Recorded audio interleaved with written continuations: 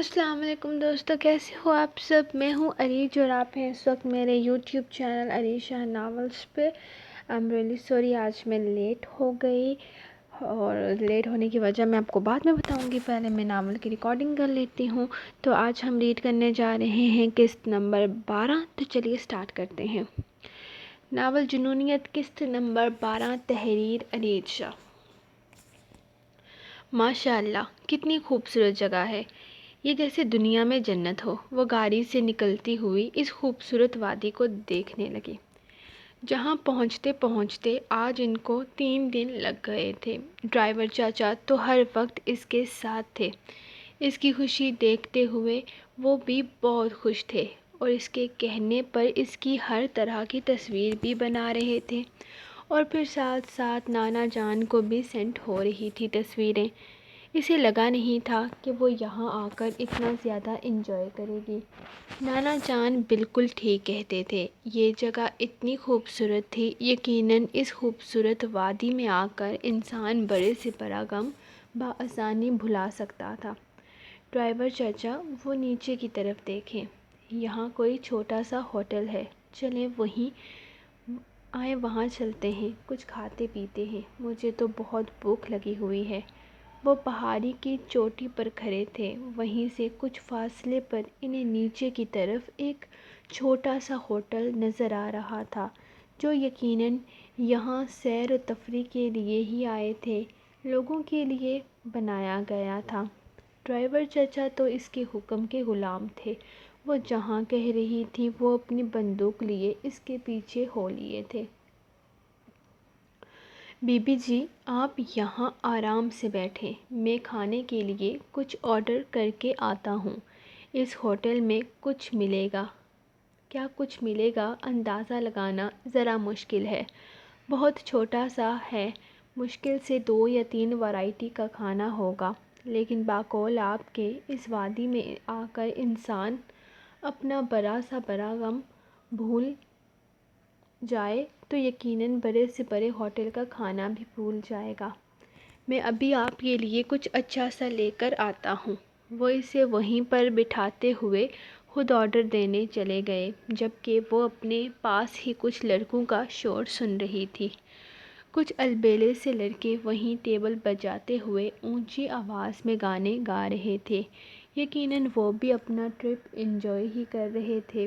دیکھنے میں تو وہ بھی ملتان یا کراچی کے ہی نظر آ رہے تھے، کیونکہ وہ جب سے یہاں آئی تھی تقریباً سب لوگوں کو پشتو یا بلوچی بولتے ہوئے سنا تھا۔ ان کے اردو گانے اور لب و لہجہ اس بات کا گواہ تھا کہ وہ یہاں کے رہائشی نہیں ہیں، اور جس طرح کے ماڈرن کپڑے ان لوگوں نے پہن رکھے تھے وہ اس علاقے کے نہیں تھے۔ وہاں کے لوگ تو سادگی پسند لوگ تھے۔ آپ اکیلی ہیں تو ہمارے ساتھ آ کر انجوائے کریں، ان میں سے ایک لڑکے نے ہوش اخلاقی سے مسکراتے ہوئے کہا۔ نہیں، میں اپنے چاچا جان کے ساتھ آئی ہوں، تھینک یو۔ وہ فوراً چہرہ پھیر گئی تھی۔ بے شک وہ کانفیڈنٹ لڑکی تھی، لیکن پھر بھی اتنے سارے لڑکوں کے بیچ بیٹھ کر یوں اونچی آواز میں گانے گانا اسے ہرگز پسند نہ تھا۔ اوکے، جیسے آپ کی مرضی، انجوائے کریں۔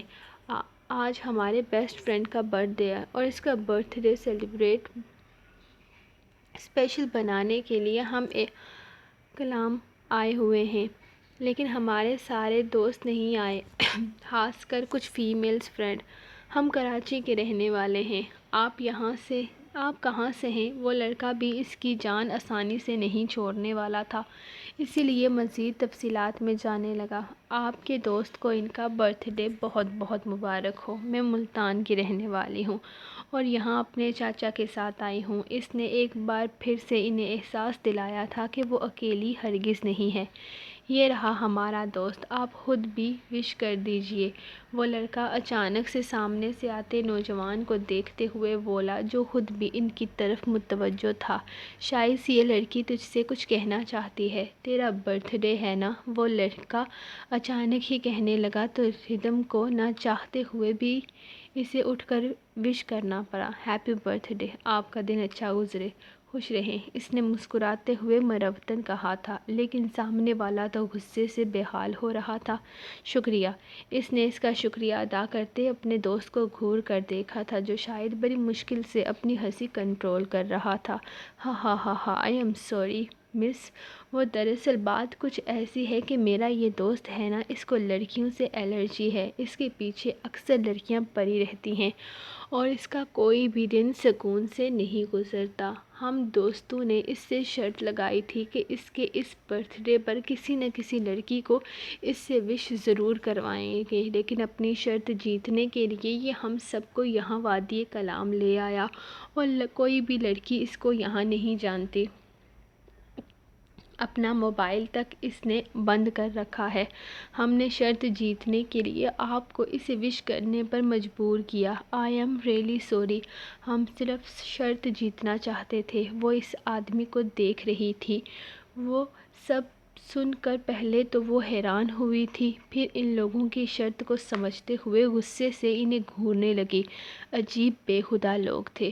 اٹس اوکے، وہ غصے سے کہتی واپس کرسی کھینچ کر بیٹھ گئی تھی۔ اسے ضرورت ہی کیا تھی اٹھ کر اسے وش کرنے کی؟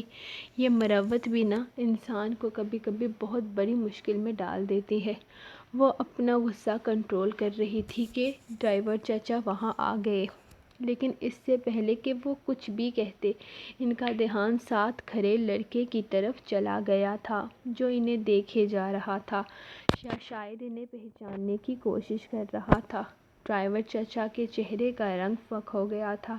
وہ جانے مسکراتے ہوئے لہجے میں اس سے کیا کہنے والے تھے کہ شائز کی طرف دھیان جاتے ہی وہ اپنی بات بھول گئے۔ چلو چلو بیٹا، یہاں سے چلو، یہاں پر کچھ بھی نہیں ہے کھانے لائق، چلو یہاں سے۔ وہ اس کا ہاتھ تھام کر اسے زبردستی اٹھانے لگے۔ وہ ان سے پوچھتی رہ گئی کہ اچانک سے کیا ہو گیا ہے، لیکن ڈرائیور چچا ان کے کسی بھی سوال کا جواب دینے کے بجائے بار بار پیچھے دیکھ رہے تھے۔ اسے یقین ہو گیا تھا کہ وہ اس لڑکے کو بہت اچھے طریقے سے پہچانتے ہیں، لیکن وہ اس سے بھاگ کیوں رہے تھے، یہ بات اسے کچھ سمجھ نہ آئی تھی۔ چاچا، آپ اس طرح وہاں سے کیوں آ گئے؟ کیا آپ اس لڑکے کو جانتے تھے؟ بڑا ہی عجیب قسم کا بندہ تھا۔ ان لڑکوں کو سوائے اپنی برائی کرنے کے اور کچھ بھی نہیں آتا جاتا ہے۔ وہ کیسے کہہ رہا تھا کہ آج اس کا برتھ ڈے ہے اور اپنی برتھ ڈے پر اسے کسی لڑکی کو نہ دیکھنا پڑے، اس لیے وہ اپنے دوستوں کو یہاں لے کر آ گیا ہے۔ چھوڑو بیٹا، ایسے لوگوں کے منہ نہیں لگنا چاہیے، بڑے ہی کوئی آوارہ قسم کا انسان ہے۔ تم چلو گاڑی میں بیٹھو، وہ اسے گاڑی میں بٹھاتے ہوئے کہنے لگے۔ وہ بھی فضول سوچیں جھٹکتی خود گاڑی میں بیٹھ گئی تھی۔ اسے اس وقت بہت بھوک لگی ہوئی تھی، لیکن چاچا کا کہنا تھا کہ ہوٹل میں کچھ بھی اچھا کھانے لائق نہیں ہے۔ ویسے ہوٹل کی صاف صفائی اور خوبصورتی دیکھ کر اس کا دل تو نہیں چاہا تھا کہ وہ ہوٹل سے اس طرح سے آ جائے، لیکن چاچا زیادہ بہتر طریقے سے جانتے تھے، اور ویسے بھی وہ ان سے فضول بحث نہیں کرتی تھی۔ وہ پہلے ہی اس کی وجہ سے کافی زیادہ مشکلات کا سامنا کرتے تھے۔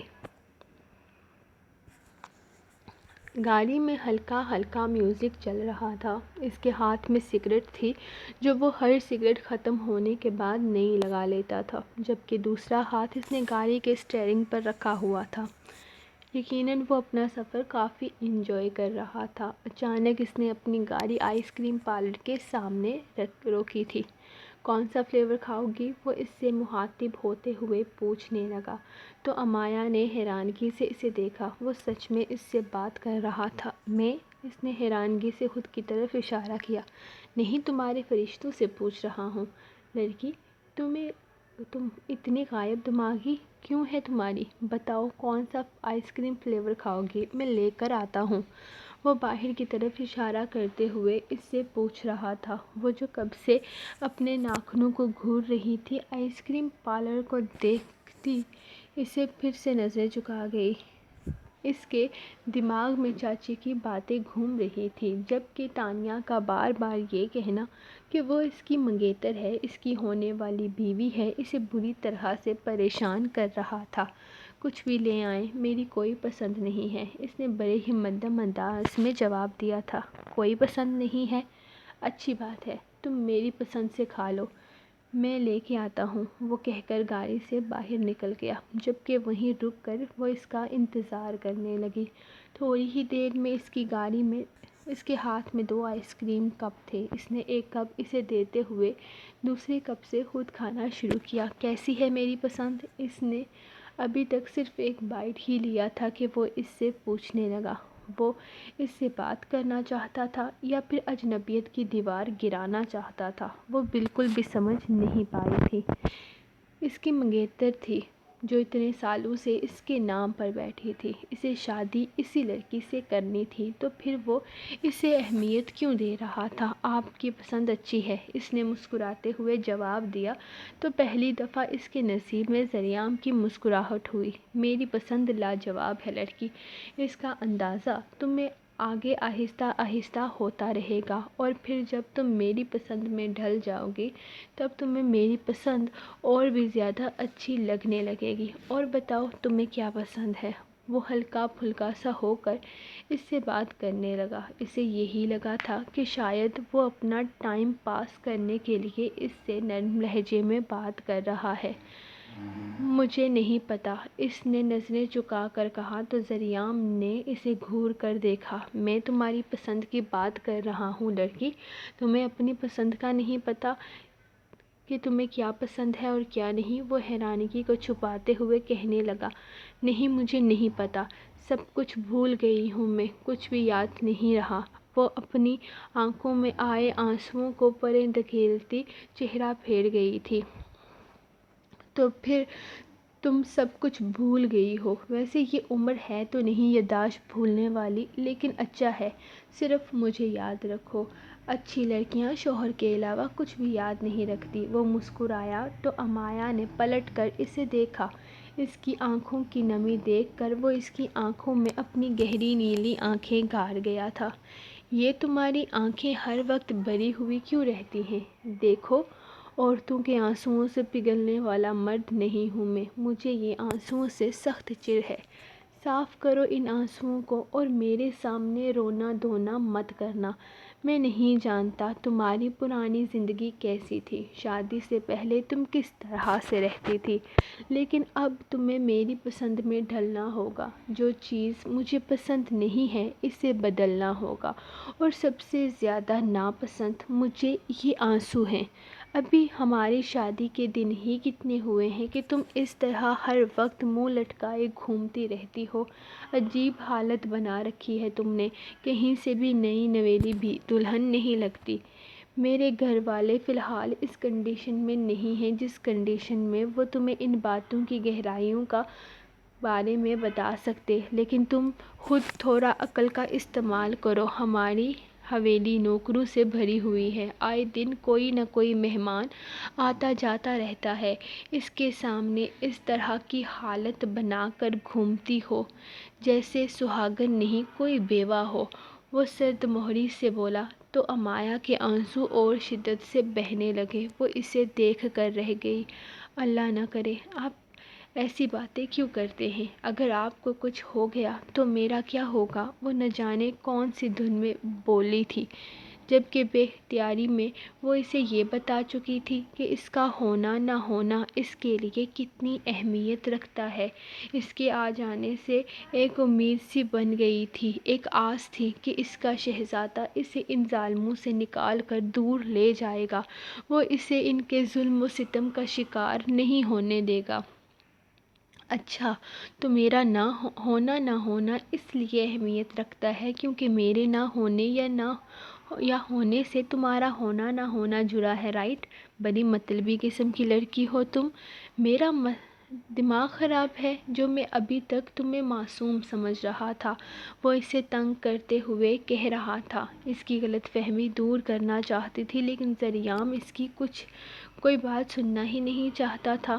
وہ جو سوچ چکا تھا اس کے لیے وہی صحیح تھا۔ اب حقیقت بس اتنی تھی کہ وہ اپنے مطلب کے لیے اس کے ساتھ تھی۔ وہ پریشان تھی، نہ جانے وہ اس کے بارے میں کیا سوچے گا، جبکہ اس کی صفائیاں دینا اسے مزہ دے رہا رہا تھا، لیکن اس کے سامنے مسکرا کر یا پھر اسے یہ بتا کر کہ وہ اسے تنگ کر رہا ہے، اس کی زبان دوبارہ بند نہیں کروا سکتا تھا۔ پہلے ہی حویلی سے لے کر شہر تک کا سفر ان دونوں نے بالکل خاموشی سے کاٹا تھا، اور وہ خاموشی میں سفر کرنا ہرگز پسند نہ تھا۔ حد ہے، یہ لڑکی کسی کام کی نہیں ہے، مجال ہے جو اس کو کوئی کام دے دو اور وہ اسے کر دے۔ وہ کچن میں کام کرتے دیشم کو کوس رہی تھی، جبکہ وہ مسلسل نہ چاہتے ہوئے کھانا بنا رہی تھی جو تھوڑی دیر میں بن جانے والا تھا۔ لیکن نہیں، اس کی اماں جب تک اس کی کھل کر بے عزتی نہ کر لیں تب تک انہیں سکون کہاں ملتا تھا۔ ان کی سب سے بڑی وجہ تو اس کا یونیورسٹی جانا تھا۔ ان کا کہنا تھا کہ جب سے وہ یونیورسٹی جانے لگی ہے تب سے گھر کے کام کاج بھول گئی ہے، جبکہ ایسا ہرگز نہیں تھا۔ بس کر دیں اماں جان، میں بنا تو رہی ہوں نا، اب بس یہ اینڈ لگا ہے، ابھی بنا کر باہر لے آؤں گی، آپ تھوڑی دیر بعد آئیں، اس نے اکتاتے ہوئے ان سے کہا تھا۔ لیکن وہ کہاں اتنی آسانی سے اسے چھوڑنے والی تھی۔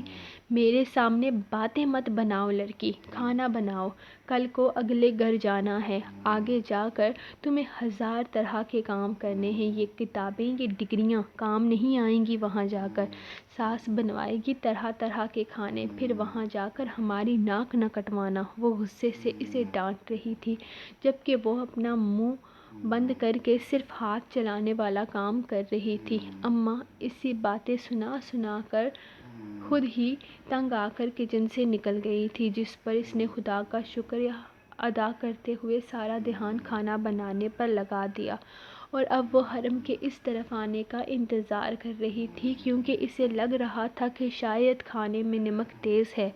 لیکن نہ جانے کیا یہ لڑکی کہاں تھی کہ اب تک نیچے نہ آئی تھی، اور دیدم بھی اس طرف نہ آئی تھی۔ سامیہ بھی نانی کے گھر ایسی گئی تھی کہ اب تک اس کی واپسی نہ ہوئی تھی۔ لڑکیوں کے ہوتے ہوئے اسے گھر کے کام تو ہرگز نہیں کرنے پڑتے تھے، لیکن یہ سنڈے آتا ہی کیوں تھا جس دن اس کی یونیورسٹی بند ہوتی تھی اور ادھر اماں کی یونیورسٹی شروع ہو جاتی تھی۔ پتہ نہیں کون کون سے کھانے بنوانے میں اسے ماہر کرنا چاہتی تھی۔ وہ اپنی ہی سوچ میں گم تیز تیز ہاتھ چلا رہی تھی جب اچانک کوئی اندر داخل ہوا۔ حرم تم آ گئی، یہ چکھر بتاؤ کیسا بنا ہے۔ وہ بول ہی رہی تھی کہ سامنے حرم کے بجائے خداش کو کھڑے دیکھ کر چپ ہو گئی۔ کیا بات ہے، آج تو بڑے بڑے لوگ کچن میں ہیں۔ وہ آگے بڑھتے ہوئے اس کے ہاتھ سے پلیٹ لے چکا تھا، جبکہ وہ بنا کچھ بھی بولے وہیں سے پلٹ کر اپنے کھانے کی طرف مصروف ہو گئی۔ ایسا کیوں ہوتا تھا؟ وہ جس وقت اس کی شکل تک نہیں دیکھنا چاہتی تھی وہ اس کے سامنے آ جاتا تھا۔ نمک تیز ہے، وہ اس کے پیچھے کھڑے بولا تو اگلے ہی لمحے دیشم نے اس کے ہاتھ سے پلیٹ چھین کر سامنے کاؤنٹر پر پھینک دی۔ مجھے بہت اچھے طریقے سے پتہ ہے، آپ کو کوئی ضرورت نہیں ہے میری غلطیاں نکالنے کی، ویسے بھی آپ کے لیے نہیں حرم کے لیے تھا یہ، اس نے جتانا ضروری سمجھا۔ وہ اس شخص کو شاید اپنا کھانا بھی ٹیسٹ کروانا پسند نہیں کرتی تھی۔ ہاں میں جانتا ہوں یہ میرے لیے نہیں ہے، لیکن چاچی اماں تمہاری اتنی پریکٹس تو میرے لیے ہی کروا رہی ہیں، اگر کل کو مجھے یہ تمہارے ہاتھ کے بنے کھانے پسند نہ آئے تو تمہارے لیے مسئلہ بن جائے گا، اسی لیے بہتر ہے کہ تم یہ سارے سوال مجھ سے پوچھ لیا کرو۔ وہ اس کی بدتمیزی کا برا منائے بغیر بولا تھا۔ یہ الگ بات تھی کہ حویلی کے اندر آتے ہوئے وہ چاچا جان کو نظر انداز کرتا اپنے کمرے میں چلا گیا تھا، کیونکہ فیکٹری میں ہونے والے کچھ اونچ نیچ کو اس کے سامنے ڈسکس کرنا بھول گئے تھے، جس کی وجہ سے وہ کافی غصے میں تھا۔ پہلے فیکٹری میں وہاں ورکرز کو اچھا خاصا سنایا تھا، وہاں اس کو جب ساری تفصیل پتہ چلی تو اسے چاچا پر بھی بہت زیادہ غصہ آیا تھا۔ اس نے انہیں کہا تھا کہ وہ ساری اونچ نیچ کی رپورٹ چاہتا ہے، جس پر چاچا جان نے اسے بعد میں دینے کے لیے کہا اور اب تک اس کے پاس کوئی رپورٹ نہیں پہنچی تھی۔ اور یہ ساری چیزیں اسے بہت غصہ دلا رہی تھی۔ لیکن یہاں کچن میں قدم رکھتے ہی وہ اپنا سارا غصہ بھول گیا تھا۔ وہ اس کے ساتھ بہت محبت سے پیش آ رہا تھا۔ کیا مطلب ہے آپ کا؟ وہ اس کی بات کو مکمل سننے کے بعد بولی۔ شاید وہ سمجھی نہیں تھی، یہ شاید سمجھنا چاہتی نہیں تھی۔ بہت صاف ستھرا مطلب ہے کہ یہ جو تم کھانا بنا رہی ہو نا، میرے لیے بنا رہی ہو اور اسے مجھے ہی کھانا ہے، تو اس میں نمک ٹھیک کرو اور باہر لے آؤ، بہت بھوک لگی ہے مجھے۔ اور باقی ماشاءاللہ سے تم بہت سمجھدار ہو، ساری باتیں تمہیں بہت اچھے طریقے سے سمجھ آتی ہیں، اور جن باتوں کا مفہوم ابھی تمہیں سمجھ نہیں آیا وہ تمہیں جلدی سمجھا دوں گا۔ جلدی سے کھانا لے کر آؤ۔ وہ کچن سے نکل گیا تھا جب اماں نے اس کے پیچھے کچن میں داخل ہوئی۔ بچے کھانا تیار ہے، جلدی سے کھانا لگا دو، خداش کو بہت بھوک لگی ہوئی ہے، اس نے ٹھیک سے ناشتہ بھی نہیں کیا، جلدی کرو میرا بچہ، باقی سب لوگ بعد میں کھا لیں گے۔ وہ اس سے کہتے ہوئے خود جلدی کھانا نکالنے لگی تھی، جبکہ اپنے ہاتھ کے بنائے گئے کھانے سب سے پہلے خداش کے حصے میں جاتے دیکھ اسے بہت غصہ آ رہا تھا۔ تبھی تو وہ چولہا بند کرتی کچن سے نکلی تھی، اپنے کمرے کی طرف چلی گئی تھی۔ سو گائز، یہ رہی آپ لوگوں کی ایپیسوڈ نمبر 12۔ لائٹ چلی گئی تھی، 7 بجے سے لائٹ آف تھی، اور پھر لائٹ تقریباً 11:45 بجے واپس آئی ہے، اور تب جا کے میری ریکارڈنگ ہوئی ہے۔ آج کا دن بہت برا گزرا۔ باقی آپ لوگ کمنٹ سیکشن میں اپنے رائے کا اظہار کریں، اور چوتھے ہیرو کی انٹری آپ کو کیسی لگی یہ بھی ضرور بتائیں۔ تب تک کے لیے اللہ حافظ، ملتے ہیں آپ کو کل کے ایپیسوڈ کے ساتھ۔ اللہ حافظ۔